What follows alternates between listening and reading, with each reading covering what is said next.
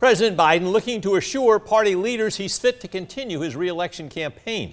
Questions from elected Democrats and voters ramped up following the president's debate performance against former President Trump last week. Skylar Henry has the latest on the efforts from the campaign trail to tamp down concerns among Democrats.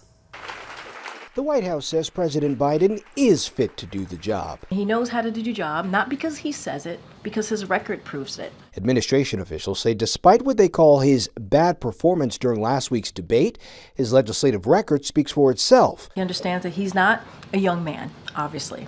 He said this. But his focus is going to continue to deliver for the American people. Though Texas Congressman Lloyd Doggett became the first Democratic lawmaker to call on the president to step aside Tuesday.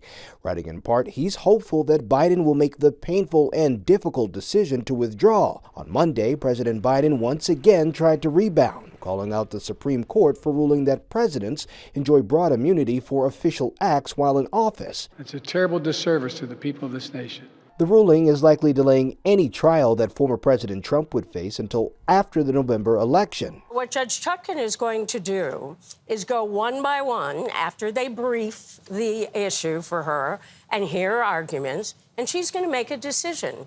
Following the Supreme Court's decision, the judge who presided over the so-called New York hush money trial agreed to postpone Trump's sentencing until September 18th, 2 days before early voting begins in several states.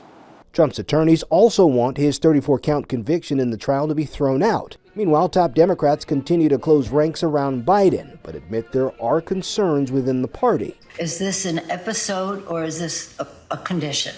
And so when people ask that question, it's completely legitimate of both candidates. The president now plans to meet with Democratic governors himself Wednesday to shore up support for his re-election bid. The Biden campaign said today, despite calls for him to drop out of the race, he, quote, absolutely will not.